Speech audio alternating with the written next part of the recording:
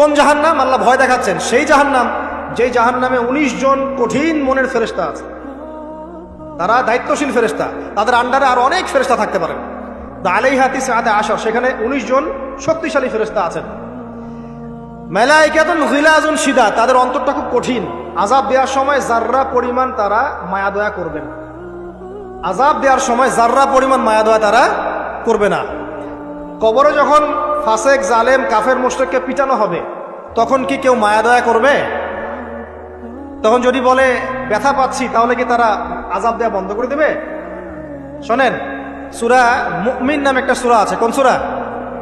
সূরা মুমিনের মধ্যে ফেরাউনের একটা ঘটনা আছে। সেই ঘটনা একটা অ্যামেজিং একটা আয়াত আছে, অ্যামেজিং একটা। আল্লাহ পাক বলছেন যে ফেরাউন এবং তার দলবলকে প্রত্যেক দিন সকালে এবং সন্ধ্যায় 2 বেলা করে জাহান্নামের আগুন যেখানে তারা থাকবে ওইটা উপস্থাপন করা হয়। কথা বুঝতে পারছেন না? ফেরাউন এবং তার দলবলকে প্রত্যেক দিন সকাল সন্ধ্যা জাহান্নামের চিরস্থায়ী আবাস কোনটা হবে এটা উপস্থাপন করে দেখানো হয়। তো এই যে বিষয়, আল্লাহ পাক বলছেন যে তুমি নিজে জাহান্নামের আগুন থেকে বাঁচো, তোমার পরিবারবর্গকে বাঁচাও। কোন জাহান্নাম? যেখানে কঠিন মনের ফেরেশতা আছে। এখন আমরা আগে দেখব কোরআন থেকে যে এখানে এরকম পরিবার কোথায় যে পরিবারগুলো জান্নাতের টুকরা। কয়েকটা করে দেখাচ্ছি। এর কি সমস্যা নেই? কানের উপর একটা চড় লাগাই দেন, যান সে পিছনে যেন ডিস্টার্ব না করে। এখানে বড় ভাই আছে না, যাদের কথা মানুষ শোনে, একটা লাঠি হাতে নেন, যারা বেয়াদবি করবে পিঠা এখান থেকে বের করে দেন, দরকার নাই এসব। তো উমর রাদিয়াল্লাহু আনহু থাকলে এখন তার হাতে লাঠি থাকতো একটা। উনি কেমন মানুষ ছিলেন জানেন? আপনাকে দেখাচ্ছি না। আমিরুল মুমিনিন তিনি আসছেন হেঁটে হেঁটে, একজন ব্যক্তি উট নিয়ে যাচ্ছে। উটের পিঠে বোঝা দিয়েছে, বেশি বোঝা। তো তার বক্তব্য হচ্ছে উট তো একটা প্রাণী, এর উপর বোঝা বেশি দিলে কি সমস্যা? আমিরুল মুমিনিন তিনি বলছেন যে তুমি কি জানো না যে উটের হক আছে, পশুর অধিকার আছে? 1450 বছর আগে পশুর অধিকার নিয়ে কথা বলেছেন আমিরুল মুমিনিন। আর আজকে এই যে সোকল প্রগতিশীলদের যুগে মানুষের জীবনের কোনো অধিকারের দাম নাই। কথা ঠিক না ঠিক? আচ্ছা, ওই ব্যক্তি যে যুক্তি দিল আমিরুল মুমিনিন, তার হাতে একটা লাঠি ছিল, ওইটা দিয়ে একটা পিটানি। তুমি কি জানো না যে পশুর অধিকার আছে? তার ছেলে একটা পাপ করেছে, সেই পাপের জন্য তাকে দোররা মারার আদেশ করা হয়েছে। এটা জানেন না আপনারা? দোররা মারা হচ্ছে, যে মারছে কাজী সে একটু আস্তে আস্তে মারছে, কারণ আমিরুল মুমিনিন ছেলে। এটা দেখে ওমর রাদিয়াল্লাহু আনহু নিজে দোররা হাতে নিলেন, নিয়ে নিজের হাতে সজোরে দোররা মারা শুরু করলেন। দোররা মারা এখনো শেষ হয় নাই, তাতেই ছেলে ডেড। যে কোনো সভ্যতার বই পড়েন, ইতিহাস বলেন, সংস্কৃতি বলেন, অর্থনীতি, রাজনীতি, যে কোনো টপিকের বই পড়ে শেষ করে ফেলেন, ওমর রাদিয়াল্লাহু আনহু খেলাফতের মতো স্বর্ণযুগ আপনি পাবেন না। পাবেন? ওই তারা কিভাবে এই স্বর্ণযুগটা অর্জন করেছিল? একটাই কারণ, ইসলামী অনুশাসনের তাবেদারি করা, কঠোরভাবে ইসলামী অনুশাসনের তাবেদারি করা। তখন গিয়ে আপনি ওই সভ্যতা এবং সমাজ পাবেন। আল্লাহ পাক আমাদেরকে বোঝার তৌফিক দেখ, আমিন। তো কোরআনে আসেন, আমরা দেখি কিছু এক্সাম্পল দেখি। 1 নম্বর এক্সাম্পল দিচ্ছি, আদম এবং হাওয়া আলাইহিমুস সালাম, তারা একটা পরিবার না? আচ্ছা, তাদেরকে আল্লাহ পাক ফল খাওয়ার কারণে জান্নাত থেকে নামিয়ে দিলেন না? এই ফলটা খাওয়ার ব্যাপারে, এই গাছের কাছে যাওয়ার ব্যাপারে তাদেরকে উৎসাহিত করেছিল কে? ইবলিস। ইবলিস বলেছিল যে হাল আদুল্লুকা আলা শাজারাতিল খুলদি ওয়া মুলকিন লা ইয়াবলা, হে আদম এবং হাওয়া, আমি কি তোমাদেরকে এমন গাছের সন্ধান দিব না যে গাছের কাছে গেলে তোমরা চিরস্থায়ী হয়ে যাবে এবং বিশাল রাজত্বের অধিকারী হবে? চিরস্থায়িত্বের টোপ এবং রাজত্বের টোপ, এই দুটো দিয়ে তারা আদম এবং হাওয়া আলাইহিমুস সালামকে ডিসিভ করেছিল। এই ফল খাওয়ার সাথে সাথে আল্লাহ পাক তাদেরকে বের করে দেন নাই, বরং ফল খাওয়ার সাথে সাথে তাদের গায়ে জান্নাতের যে পোশাকটা ছিল না, এটা খুলে পড়ে গেছে। এই পোশাকটা খুলে ফেললো কে বলেন? ইবলিস, শয়তান। আল্লাহ পাক এটাই বলছেন, ইয়া বানি আদম, হে বনু আদম, লা ইয়াফতিনান্নাকুমুশ শাইতান, শয়তান যেন তোমাদেরকে ফিতনায় না ফেলতে পারে। কামা আখরাজা আবাওয়াইকুম মিনাল জান্নাহ, ঠিক যেমন করে সে তোমাদের পিতামাতাকে জান্নাত থেকে বের করে দিয়েছে। ইয়ানজিউ আনহুমা লিবাসাহুমা, শয়তান তোমাদের পিতামাতার লেবাস পোশাক খুলে ফেলে দিয়েছিল, লিউরিয়াহুমা মিন সাওআতিহিমা, যাতে করে তাদের লজ্জাস্থান উন্মুক্ত হয়ে যায়। তাহলে আমাদের পিতামাতাকে নগ্ন করে দিয়েছিল কে? ইবলিস। তাহলে এখন আপনি বলেন আমাকে, এই যুগে যারা মুসলিমদের, মুমিনদের, নরনারীদের গা থেকে পোশাক খুলে ফেলতে চায়, এরা কার এজেন্ট বলেন? বুঝতে পারছেন এবার? এই যে নগ্নতা অশ্লীলতার যে আন্দোলন চলছে, হ্যাঁ, 1000 বছরের সংস্কৃতি, আমরা মাদেরকে দেখেছি ব্লাউজ পরতো না, নাউজুবিল্লাহ, এই সেই, হ্যাঁ আমরা এরকমই পোশাক পরবো। ছোট হতে হতে হতে হতে এখন এক পর্যায়ে দেখবেন বিকিনি পরে ঘুরবে কয়দিন পর, দেখবেন। বিশ্বাস করছেন না এই কথাটা? দেখবেন ইনশাল্লাহ, আল্লাহ না করুক, তবে হবে, এটা আমি জানি, বিকজ হাদিস আমি পড়েছি। শেষ জামানায় এরকম নগ্নতা, অশ্লীলতা, বেহায়াপনা বাড়তেই থাকে। এবং এমন একটা সময় আসবে যে মানুষ রাস্তাঘাটে জেনা করবে। ওই যুগের সবচেয়ে ভালো ব্যক্তি হবে সে, যে তাকে গিয়ে বলবে, বাবা তুমি এইখানে জেনা করছো ভালো, একটু দেওয়ালের পিছনে যেতে পারলা না? সে হবে ওই জমানার ভালো ব্যক্তি। আপনি হাদিসটা বিশ্বাস করলেন না? আমি নিজে হাদিস পড়েছি যে রাস্তাঘাটে মানুষ জেনা করবে। তো এই যে নগ্নতা, অশ্লীলতার যে সংস্কৃতি চলছে না, কাপড় খুলে ফেলার যে ট্রেন্ড এবং রেভলিউশনের দিকে মানুষ যাচ্ছে এখন, মেয়েরা স্পেশালি, এরা নিঃসন্দেহে মানুষ শয়তান, নিঃসন্দেহে। কারণ ওই যে শয়তান আমাদের পিতামাতার কাপড় খুলে ফেলেছিল, এরা তার এজেন্ট। এরা আমার বোনের গা থেকে কাপড় খুলতে চায়, এরা আপনার স্ত্রীর গা থেকে কাপড় খুলতে চায়, এরা আপনার মায়ের গা থেকে কাপড় খুলতে চায়, এবং বলতে চায় এটা স্বাধীনতা। আরে বোকা মানুষ, এই পৃথিবীতে মানুষ স্বাধীন নয়, এই পৃথিবীতে কোনো মানুষই স্বাধীন নয়। মানুষ কিভাবে স্বাধীন হতে পারে? এখানে পৃথিবীতে যতদিন থাকবে মানুষ আল্লাহর দাসত্বের মধ্যে থাকবে। যে মানুষ নিজেকে স্বাধীন মনে করে সে শয়তানের তাবেদারি করে। এই পৃথিবীতে কোনো মানুষই স্বতন্ত্র স্বাধীন নয়, বরং আল্লাহ পাকের দাসত্বের অধীনে সে পরাধীন। মানুষ বুঝতে চায় না যে স্বাধীনতার ডেফিনেশন কি। আল্লাহ পাকের রুলস এবং রেগুলেশনস মেনে চললে পরে আমি তখন স্বতন্ত্র স্বাধীন, আল্লাহর দাসত্বের অধীনে, দাসত্বের বাইরে গিয়ে নয়। আর আল্লাহ পাকের দাসত্বের 5 পয়সা পরোয়া না করে নিজেকে যদি স্বাধীন মনে করে, সে তো শয়তানের চেলা। কথা কি বুঝতে পারছেন? আসেন, এই যে আমাদের পিতামাতাকে ওখান থেকে নামিয়ে দেওয়া হলো, তারা দুজন কিন্তু এই পৃথিবীতে যে কষ্টের জীবন, তারা কিন্তু একসাথে অতিবাহিত করেছে, করেন নাই? তো এই যে কষ্ট, দুঃখ, একসাথে পথ চলা, স্বামী স্ত্রীর এই যে একটা বন্ধন, মায়াবী একটা হৃদ্যতার বন্ধন, এটাই হচ্ছে পরিবারের ভিত্তি। আমি আদর্শ পরিবারের দিকে যাচ্ছি আস্তে আস্তে ইনশাআল্লাহ। কোরআন থেকে আপনাকে কয়েকটা দলিল দিচ্ছি। এবার দেখবেন তাদের সন্তান হাবিল কাবিল, ওই যে কি হলো, কাবিল হাবিলকে, পড়েন নাই? কাবিল হাবিলকে হত্যা করলো। এখানে হত্যার মূল কারণ কি ছিল? হিংসা। কাবিলের কোরবানি কবুল হচ্ছে না, হাবিলেরটা হচ্ছে। তার মানে বুঝলাম পৃথিবীতে ফাসাদ ছড়িয়ে পড়বে, পরিবারে ফাসাদ ছড়িয়ে পড়বে, তার অন্যতম একটা কারণ হচ্ছে ঈর্ষা বা হিংসা। আসলে ঈর্ষা হিংসা এক জিনিস নয়, এখানে মূল কারণ হচ্ছে হিংসা। তো আমাদের পরিবার জান্নাতের টুকরা হবে ইনশাল্লাহ যদি স্বামী স্ত্রীর মধ্যে হিংসা না থাকে, পরিবারের সদস্যদের মধ্যে পরশ্রী কাতরতা না থাকে। একটু মনোযোগ দেন। তারপরে সামনে যান, ওই যে নূহ আলাইহিস সালামের নাম শুনেছেন? আচ্ছা, কত বছর দাওয়াত দিয়েছেন বলেন? এই তো মাশাআল্লাহ 950 বছর। 950 বছর দাওয়াত দেওয়ার পর 40 বা 80টা পরিবার ইসলাম কবুল করেছে। বাকিরা আল্লাহ পাকের গজবে ডুবে গেছে। এখন ডুবে যাওয়ার মধ্যে কি তার ছেলেও ছিল না?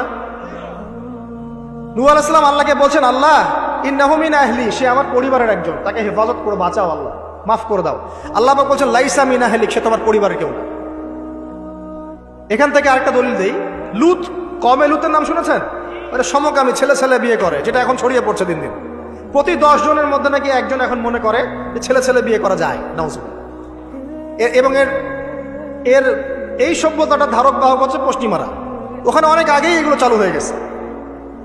আমেরিকাতে তো চালু আছেই, ব্রিটেনে আছে, কানাডায় আছে, অস্ট্রেলিয়া আছে, আমাদের ভারতেও আছে। আর দিন দিন এখন এটাই যে আমাদের সাবকন্টিনেন্ট বাংলাদেশ, এখানেও ঢুকে পড়েছে। এবং এদের সংগঠন আছে, এদের পতাকা আছে, পতাকার মধ্যে রংধনুর সাইন আছে। হ্যাঁ, এরা এখন বাক স্বাধীনতার কথা বলে। তো ছেলে ছেলে বিয়ে করতো, এটাও কোরআনে পেয়েছি, কিন্তু মেয়ে মেয়েও যে বিয়ে করে এটা কোরআনে পাই না। এখন দেখছি মেয়ে মেয়েও বিয়ে করে। কথা কি বিশ্বাস করছেন না? মেয়ে মেয়ে পর্যন্ত বিয়ে করে। তারপরে আরো দেখেছি ইদানিং যে লিভ টুগেদার চলছে বাংলাদেশে। এখন বিয়ের দরকার নেই, একসাথে থাকবেন, বিয়ের দরকার নেই। মানে আপনি একজন বান্ধবী একসাথে চলবেন স্বামী স্ত্রীর মতো, এটা লিভ টুগেদার। বলবে যে উন্নত সভ্যতাটা এগিয়ে গেছে, আমরা পিছিয়ে থাকবো কেন? শোনো, তোমরা আগাচ্ছ ঠিকই, তোমরা আগাচ্ছ কোন দিকে জানো? তোমরা আগাচ্ছ জাহান্নামের দিকে। তোমরা জাহান্নামের দিকে আগাচ্ছ, তোমরা ঠিকই আগাচ্ছ, অস্বীকার করছি না। তোমরা এগিয়ে যাচ্ছ ঠিকই, বাট জাহান্নামের দিকে। তোমাদের তাকদীরে যদি হেদায়েত না থাকে, জাহান্নামের মর্মান্তিক আযাব থেকে কেউ বাঁচাতে পারবে না। তো এই কওমে লূতকে আল্লাহ পাক ধ্বংস করেছেন নির্মম ভাবে। ফেরেশতাদের পাখা দিয়ে পুরো জাতিটাকে তুলে, ওই যে কওমে লূত জর্ডান ডেড সি ওই জায়গাটা, উপর থেকে পাথর বর্ষণ করে রজম করে উল্টা দিকে আবার দফন করে দেওয়া হচ্ছে। এই কওমে লূতের নবীর নাম ছিলেন লূত আলাইহিস সালাম, ঠিক আছে? তার স্ত্রী পর্যন্ত কিন্তু ঈমান আনেন নাই, ঠিক নূহ আলাইহিস সালামের স্ত্রীর মতোই। নূহ আলাইহিস সালামের সন্তান স্ত্রী ঈমান আনে নাই, লূত আলাইহিস সালামের স্ত্রী ঈমান আনেন নাই। এবার এখান থেকে আমাদের পারিবারিক হেদায়েতটা কি বলেন? আপনি যদি একজন আলেমের সন্তানও হন, আপনি যদি একজন মুহাদ্দিস মুফাসসির মুফতিরও সন্তান হন, নিজে যদি তাকওয়া ঈমান অর্জন করতে ব্যর্থ হন, আপনার বংশ, আপনার পরিচয়, আপনার জাতীয়তাবাদ, আপনার রক্ত, বর্ণ কোনো কিছুই আপনাকে জাহান্নামের আগুন থেকে বাঁচাতে পারবে না। এই জন্য নবী সাল্লাল্লাহু আলাইহি ওয়াসাল্লাম তার কলিজার টুকরা মেয়ে ফাতিমা রাদিয়াল্লাহু আনহাকে বলছেন, হে ফাতিমা, দুনিয়াতে আমার কাছে যা চাওয়ার তুমি চেয়ে নাও, পরকালে আমি তোমার কিন্তু কোনো হেল্প করতে পারবো না। কিন্তু আমরা জানি নবী সাল্লাল্লাহু আলাইহি ওয়াসাল্লাম সবার জন্য আমভাবে সুপারিশ করবেন। তিনি তার স্ত্রী আয়েশা রাদিয়াল্লাহু আনহাকে কাঁদতে দেখে বলছেন, হে আয়েশা, কি জন্য কাঁদছো? আয়েশা রাদিয়াল্লাহু আনহা বলছেন, আল্লাহর আযাবের ভয়ে কাঁদছি ইয়া রাসূলুল্লাহ। নবী সাল্লাল্লাহু আলাইহি ওয়াসাল্লাম বলছেন, আয়েশা, তিনটা জায়গা থাকবে কিয়ামতের মাঠে যখন আমিও তোমাকে চিনতে পারবো না, তুমিও আমাকে চিনতে পারবে না। এক, যখন আমলনামা ছুড়ে দেওয়া হবে, ইকরা কিতাবাক ওয়া কাফা বিনাফসিকা আল-ইয়াওমা আলাইকা হাসিবা, কেউ কাউকে চিনবে না, সবাই ইয়া নাফসি ইয়া নাফসি। একটা হচ্ছে পুলসিরাত পার হওয়ার সময় কেউ কাউকে চিনবে না, ইয়া নাফসি। আরেকটা হচ্ছে যখন আমলনামা ওজন করা হবে মিজান, কেউ কাউকে চিনবে না। এখন যাদেরকে আপনার আপন মনে হচ্ছে না, আমি একটা কথা তো অনেকদিন বলেছি যে আল্লাহ সুবহানাহু ওয়া তাআলা ছাড়া ইহকাল পরকালে আমাদের প্রকৃত আপন কেউই নাই। কথা বুঝতে পারছেন না? না, সময় হোক বুঝতে পারবেন। এই যে যাদের কথা চিন্তা করে আপনি দুর্নীতি করছেন, ঘুষ খাচ্ছেন, সুদ খাচ্ছেন, এরা আপনাকে চিনবে না মরার পরেই। আপনি মারা যাবেন, এরা আপনাকে চিনবে না পরকালে। তখন যদি আপনি বলেন, হে আল্লাহ, আমি ওদের স্বার্থে সুদ খেয়েছি, পরিবার দেখাশোনা করার জন্য ঘুষ নিয়েছি, দুর্নীতি করেছি, ওরা উল্টা বলবে যে আল্লাহ, একে তো আমি নিতে বলি নাই, ওকে তো আমি নিতে বলি নাই, ওর হিসাব ও দিবে, আমি এসবের মধ্যে নাই। আপনার স্ত্রী আপনাকে কথা বলবে, ইয়াউমা ইয়াফিরুল মারউ মিন আখি, ভাই ভাই থেকে দৌড় দিয়ে পালাবে ওই দিন। ওয়া উম্মিহি ওয়া আবি, তার মা বাপ থেকে পালাবে। ওয়া সাহিবাতিহি ওয়া বানি, এই যে স্ত্রী সন্তান, এগুলো থেকে পালাবে মানুষ। লিকুল্লি ইমরিইম মিনহুম ইয়াউমাইযিন শা'নু ইউগনি, প্রত্যেক সত্তা সেই দিন নিজেকে নিয়ে ব্যস্ত থাকে। তো এখান থেকে শিক্ষা দেখেন যে পরিবার আদর্শ হবে যখন পরিবারের প্রত্যেকটা মানুষ নিজেকে নিয়ে ভাববে যে আমি কতটুকু ইমানদার হয়েছি। আমি কার সন্তান সেটা বড় কথা নয়, আমি কতটুকু ইমানদার হতে পেরেছি, কতটুকু মুত্তাকি হতে পেরেছি, আল্লাহওয়ালা হতে পারলাম, এটা মূল কথা। ফেরাউনের স্ত্রী আসিয়া, ফেরাউনের আন্ডার থেকেও সে মুমিনা হয়েছে, হয় নাই? ফেরাউন যে বড় কাফের, এই কারণে কি তার স্ত্রী শাস্তি পাবে? পাবে না। বরং আমাদের নবীজি মেরাজের রাতে গিয়ে দেখেছেন এবং গন্ধ পেয়েছেন, সুঘ্রাণ ছড়াচ্ছে একটা জায়গা থেকে। তখন জিবরাইল আলাইহিস সালামকে জিজ্ঞাসা করলেন যে এখানে এত সুন্দর ঘ্রাণ কোত্থেকে আসছে? জিবরাইল আলাইহিস সালাম বললেন, এটা হচ্ছে ফেরাউনের স্ত্রী আসিয়ার ওই ঘর যেটা আল্লাহ পাক তার জন্য জান্নাতে মানে বানিয়েছেন, ওইখান থেকে এই সুঘ্রাণ আসছে। সুবহানাল্লাহ। তার মানে এখানে আমরা শিখলাম নিজের চরকায় তেল দিতে হবে, নিজে আমাকে নামাজ পড়তে হবে, নিজেকে আমল করতে হবে, নিজেকে দিনের জন্য কিছু করতে হবে, নিজেকে পর্দা করতে হবে। পরিবারের সদস্যদের দিকে তাকানোর এখন সময়, আগে নিজে। না হলে নবী পরিবারের সদস্য হয়েও দেখেন জাহান্নামে মানুষ যাচ্ছে। এবার সামনে যায় চলেন। ইব্রাহিম আলাইহিস সালাম নাম শুনেছেন? আচ্ছা, তার বাবা কি করতেন? বড় পুরোহিত ছিলেন। আর যেখানে শিরক সেখানেই দেখবেন ইব্রাহিম, যেখানেই কুফর সেখানেই মুহাম্মদ সাল্লাল্লাহু আলাইহি ওয়াসাল্লামের জন্ম হয়, এটাই নিয়ম। তো সেখানে আল্লাহ পাক জন্ম দিলেন ইব্রাহিম আলাইহিস সালামকে, যিনি তার পিতাকে নসিহত করছেন, আব্বা তুমি কেন লিমা তা'বুদু, তুমি কেন এমন এক সত্তার ইবাদত করো, মা লা ইয়াসমাউ, যে শুনতেও পারে না, ওয়ালা ইউবসিরু, সে দেখতেও পারে না, ওয়ালা ইউগনি আনকা শাইআ, সে তোমার কোনো উপকারও করতে পারে না, ক্ষতিও করতে পারে না।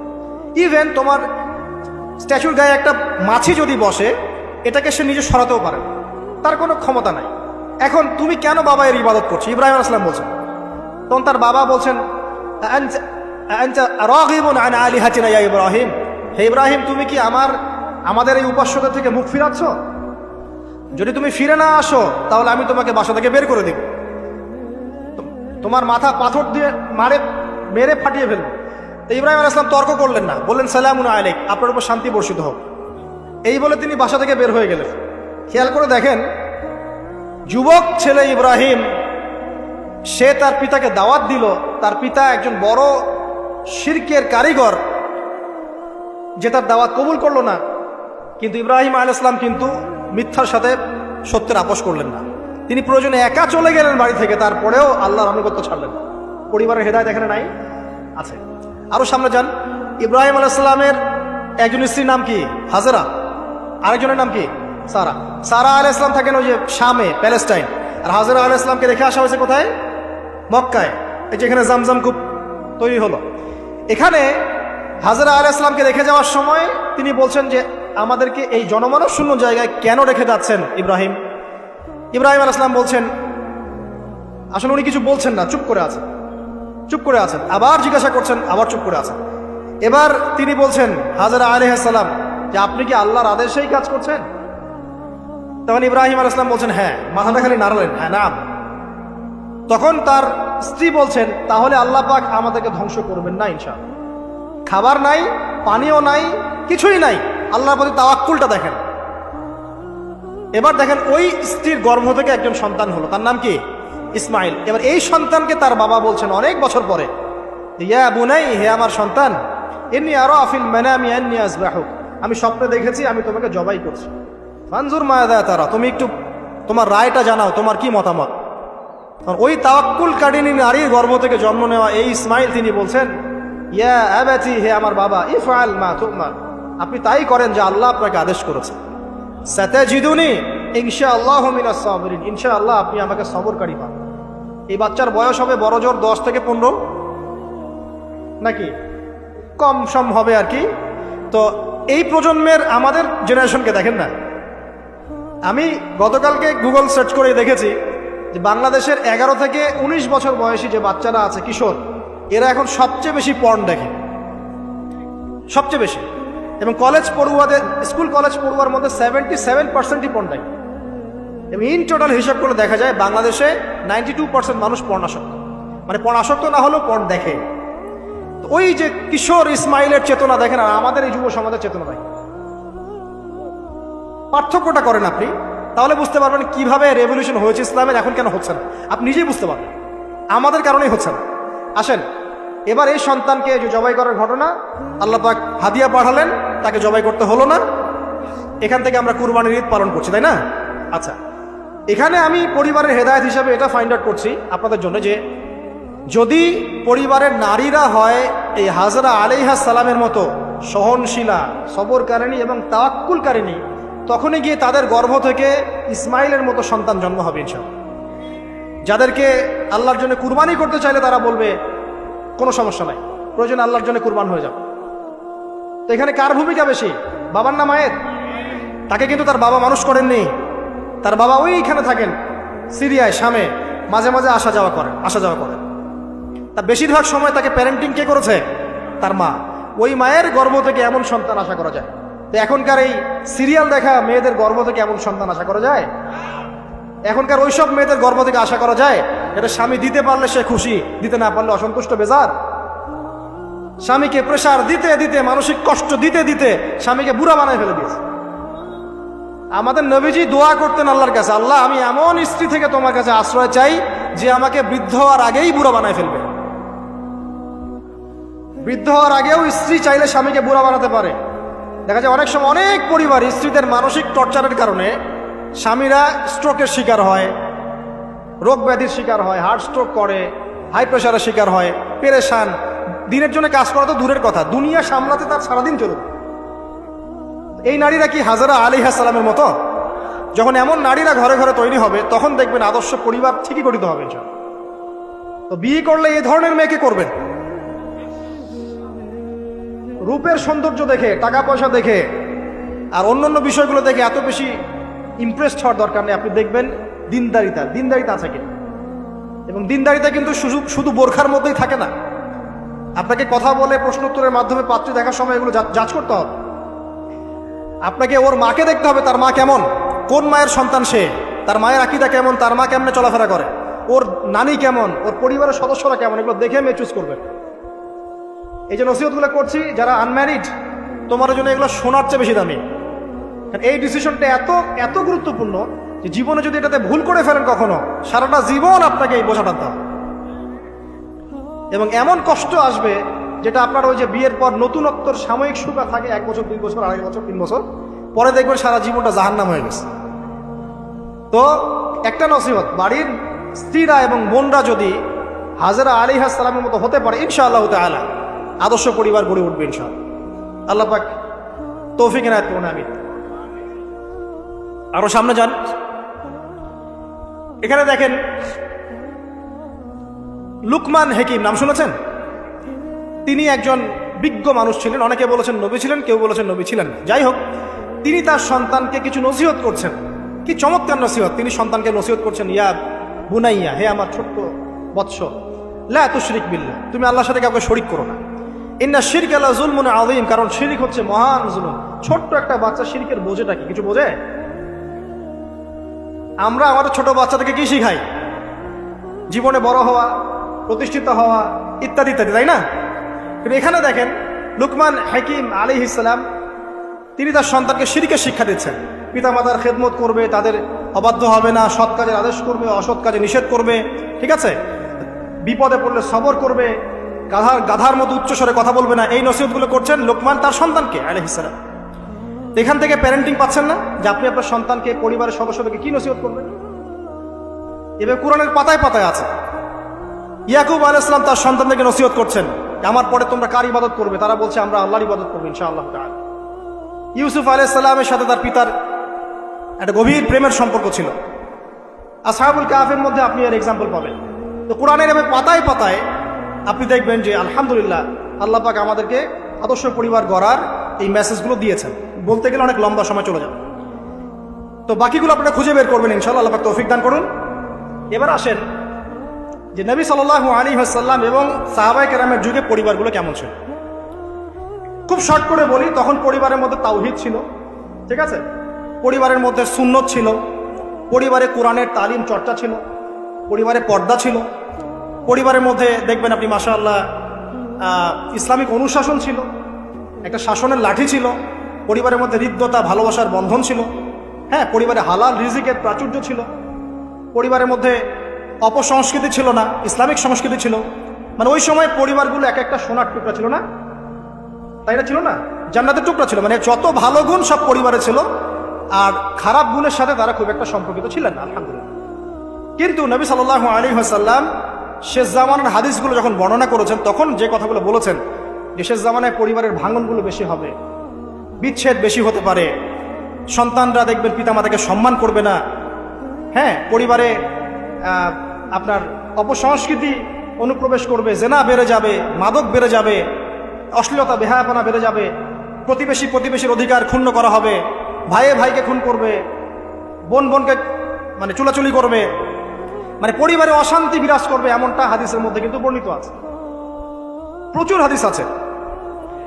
তো এই অবস্থায় একটু আপনাকে দেখাই যে এখন এমন একটা অবস্থা চলছে যে আপনি ম্যাক্সিমাম পরিবারগুলোর মধ্যে যাবেন, আপনি গিয়ে দেখবেন ম্যাক্সিমাম পরিবারে কিন্তু নামাজটা নাই। ম্যাক্সিমাম পরিবারে যাবেন, আপনি গিয়ে দেখবেন সেখানে কিন্তু পর্দাটা নাই। বেশিরভাগ পরিবারে আপনি যান, দেখেন দিনের ইলম চর্চার যে গুরুত্ব, এটা কিন্তু ওখানে দেখবেন আপনি নাই। বেশিরভাগ পরিবারে দেখেন আপনি এখানে হালাল হারামের কোনো পরোয়া নাই, রিজিক আসতেছে কোন দিক থেকে আসুক, ঠিক আছে? বেশিরভাগ পরিবারে দেখবেন স্বামী স্ত্রীর মধ্যে খুব একটা হৃদ্যতা ভালোবাসার বন্ধন পাওয়া যাচ্ছে না, প্যারেন্টিংসগুলো ঠিক নাই, খাবারের উৎসগুলো ঠিক নাই, অপসংস্কৃতি আছে পরিবারে, এখন মাদক ঢুকে গেছে, জেনা ঢুকে গেছে, পর্ন ঢুকে গেছে, ঠিক আছে? এই যে ডিভাইসের এডিকশন ঢুকে গেছে। মানে অন্তর্নিহিত সম্পর্কগুলো, যে হৃদ্যতা ভালোবাসার সম্পর্কগুলো ছিল এবং ইসলামিক নীতি নৈতিকতাগুলো ছিল, এখন এগুলো কিন্তু দিন দিন পরিবার থেকে কমে যাচ্ছে। এতে করে পরিবারে ডিভোর্স বাড়ছে। যেমন প্রতি 1 ঘন্টায় ঢাকায় একটা করে ডিভোর্স হয়, মানে প্রতি 24 ঘন্টায় 24টা ডিভোর্স ঢাকায় হয়। এবং আমেরিকার মতো কান্ট্রিতে প্রতি 13 সেকেন্ডে একটা করে ডিভোর্স হয়, ঠিক আছে? দেখা যায় গড়ে প্রতিদিন, এই বিশ্বে গড়ে প্রতিদিন 29 জন মানুষ আত্মহত্যা করছে এখন ফ্রাস্ট্রেট হয়ে, পারিবারিক কলহের শিকার হয়ে। দেখা যায় গড়ে প্রায় 30 to 40% মেয়ে এখন পারিবারিক সহিংসতার শিকার হচ্ছে, যৌতুকের কারণে, আপনার পরকীয়ার কারণে। আর পরকীয়ার কথা তো বলতেই ভুলে গেছে যে ম্যাক্সিমাম পরিবারে এখন পরকীয়া চলছে। স্বামী স্ত্রী কিনে সন্তুষ্ট না, স্ত্রী স্বামী কিনে সন্তুষ্ট না, দেখবেন পরকীয়া এটা কমন হয়ে যাচ্ছে। ম্যাক্সিমাম পরিবার আপনি দেখবেন যে পর্ন ঢুকে গেছে, জেনা ঢুকে গেছে, মানে জেনাটাকে সহজ করে ফেলা হচ্ছে। এবং প্রগতির নামে আমরা এখন এমন এমন কিছু কালচার লালন পালন করছি যেগুলো আস্তে আস্তে আমাদের ইসলাম থেকে সরিয়ে দিচ্ছে। তো পরিবারের অবস্থা এখন ভয়াবহ খারাপ। আত্মহত্যার প্রবণতা বাড়ছে, যৌতুক বাড়ছে, আপনার মাদকাসক্ত ছেলে মেয়ের সংখ্যা বাড়ছে, হ্যাঁ, পর্ন এডিক্টেড ছেলের সংখ্যা বাড়ছে। এরা না দেশকে কিছু দিতে পারছে, না সমাজকে, না জাতিকে। এরা কিন্তু আসলে সম্পদ নয়, এরা বরং বোঝা হচ্ছে। দুনিয়াবী বিষয়গুলোকে অনেক বেশি গুরুত্ব দেওয়া হচ্ছে, এতে করে দিনটা কিন্তু সংকুচিত হচ্ছে। তো এগুলো বলতে থাকলে অনেক সময় চলে যাবে। তো এক কথায় পরিবারের ভাঙনটা এখন বেশি এবং পরিবারের নীতি নৈতিকতার অবস্থা খুব খারাপ। এর কারণগুলো আমরা ফাইন্ড আউট করলাম। কি কি কারণ? এক নাম্বার ধরেন কোরআনের তালিম চর্চা উঠে যাওয়া, তাওহীদ উঠে যাওয়া, শিরিকের অনুপ্রবেশ, সুন্নত উঠে যাওয়া, বেদাতগুলো ঢুকে যাওয়া, পরিবারে হারাম রিজিক ঢুকে যাওয়া, পরিবারের কর্তাদের নীরব ভূমিকা, হ্যাঁ, পরিবারে হাজরা আলাইহিস সালামের মতো মা না থাকা, পরিবারে খাদিজা রাদিয়াল্লাহু আনহার মতো স্ত্রী না থাকা, অনেক কারণ। এরপরে বাইরের সংস্কৃতি অনুপ্রবেশ, হ্যাঁ, প্রিন্ট এবং ইলেকট্রনিক মিডিয়ার যৌনতা, এই সব কিছু মিলে কিন্তু পরিবারগুলো ক্রাশ করছে। এতে করে দেখবেন অনেক সমস্যা হচ্ছে। যৌতুক টৌতুক তো বললাম, সবচেয়ে বড় কথা আপোষের যে মিল মোহব্বত, ওয়াজআলা বাইনাকুম মাওয়াদ্দাতা ওয়া রাহমা, এটা আস্তে আস্তে কমে যাচ্ছে। পরিবার যখন এরকম ভাঙনের শিকার হচ্ছে তখন দেখবেন সমাজের মধ্যে স্ট্যাবিলিটি নষ্ট হচ্ছে এবং এই সমাজগুলো দিয়ে আপনি কখনো আদর্শ রাষ্ট্র কায়েম করতে পারবেন না। এখন আসেন, জাস্ট এখান থেকে আমি আলোচনার শেষের দিকে যাব অল্প সময়, যে আমরা এখন কি কি কাজ করলে কিভাবে স্টার্ট করব আর কিভাবে আমরা এটাকে সলভ করতে পারি। এই সলিউশনটা দুই রকম। এক নম্বর হচ্ছে যারা অলরেডি পরিবারে ঢুকে গেছেন তাদেরকে অন্য জায়গা থেকে শুরু করতে হবে। মানে যারা অলরেডি পরিবারে ঢুকে গেছেন আপনাদেরকে তওবা করে ফিরে এসে আবার শুরু করতে হবে। আর যারা পরিবারে এখনো ঢোকেন নাই, আপনারা এখনো সৌভাগ্যবান। এখন থেকে যদি আপনারা এই নসিহতগুলো মেনে চলতে পারেন, ইনশাল্লাহ আপনার পরিবারটা 8-10টা পরিবারের মতো হবে না ইনশাল্লাহ। প্রথমে বলি তাদের কথা, যারা পরিবারে ঢুকে গেছি আমরা, তাদের কাজ কি? তাদের প্রথম কাজ হচ্ছে ঠান্ডা মাথায় বিশ্বের পরিস্থিতি, সমাজ দেশের পরিস্থিতিগুলো নিয়ে চিন্তা করা, ঠান্ডা মাথায় যে হচ্ছেটা কি আসলে। যখন দেখবো যে না আসলে ভালো কিছু হচ্ছে না, খারাপ হচ্ছে, তখন আপনার ভুলটা কোথায় সেটা আপনাকে ফাইন্ড আউট করতে হবে। আপনার ভুলটা কোথায় ছিল? আপনি এমন কাউকে বিয়ে করেছেন যে ফ্যামিনিস্ট, আপনি এমন একটা পরিবার গঠন করেছেন যেখানে আপনি কোরআনটা চালু করতে পারেন নাই, সবাই নামাজ পড়ছে না, সবাই পর্দা করছে না, হ্যাঁ, নিয়মিত তালিম হচ্ছে না। এখন আপনার কাজ কি? আগে তওবা করে ফিরে আসেন। ফিরে এসে আপনি জ্ঞান চর্চা শুরু করেন। আপনি যে রোল মডেল হয়ে দেখান, জ্ঞান চর্চা করে, আমল করে, পর্দা করে, ইসলামের জন্য কিছু করে একটা রোল মডেল স্থাপন করে দেখান, দেখিয়ে পরিবারকে আহ্বান করেন যে তোমরাও এদিকে আসো। এবং আপনার যত ক্ষমতা আল্লাহ পাক দিয়েছেন পরিবারে, অর্থনৈতিক ক্ষমতা বা স্বামী হিসেবে ক্ষমতা, বাবা হিসেবে ক্ষমতা, এটা আপনি পরিবারে প্রয়োগ করেন। প্রয়োগ করে পরিবারটাকে লাইনে আনার চেষ্টা করেন। এরপরে চেষ্টা করতে করতে করতে করতে যদি কোনো কাজই না হয় শেষ পর্যন্ত, অ্যাটলিস্ট আপনি আপনার দায়িত্ব পালন করেছেন। এখন তাদের ভার আল্লাহর হাতে ছেড়ে দেন, আপনি আপনার কবরের ফিকির করেন। ব্যাস, যার যার হক তাকে তাকে দিয়ে দেন, নিজের হকটা আল্লাহর কাছে চেয়ে নেন। আর দ্বিতীয় হচ্ছে তারা যাদের পরিবার এখনো শুরু হয়নি, আপনারা কিভাবে স্টার্ট করবেন? প্রথমে বলবো জ্ঞান চর্চা এখনই করে নেন, জ্ঞান অর্জনটা এখনই করে নেন। পরিবার গঠন হয়ে গেলে অনেক রেসপন্সিবিলিটি আসবে, তখন ডিফিকাল্ট। তো জেনারেল লাইনের পড়া, ইসলামিক পড়া একটা ব্যালেন্স করেন। আমি বলছি না জেনারেল পড়া ছেড়ে দেন, আমি এটা কখনো বলি নাই। ওটা পড়াশোনা করেন, ইসলামিক পড়াশোনাগুলো করেন, একটা ব্যালেন্স করেন। করে আপনি 5 ওয়াক্ত নামাজ শুরু করেন, আল্লাহ রাস্তায় সময় লাগান, কোরআন তেলাওয়াত করেন, আলেম ওলামার সোহবতে যান, হ্যাঁ, আত্মশুদ্ধিমূলক কাজ করেন, সমাজ কল্যাণমূলক কাজ করেন।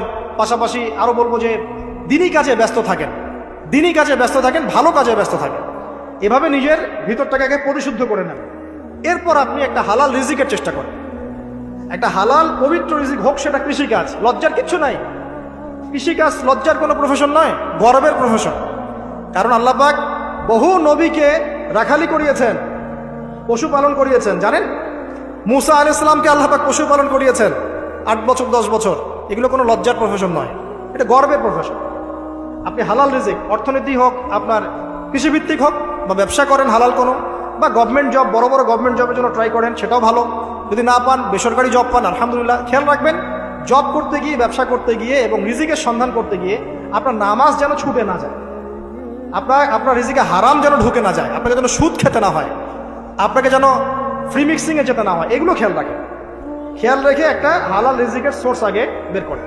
প্রয়োজনে উদ্যোক্তা হন, নতুন কিছু উদ্যোগ গ্রহণ করেন, উদ্যোক্তা হয়ে নিজে কিছু প্রতিষ্ঠা করে দেখান, এমন কিছু করেন।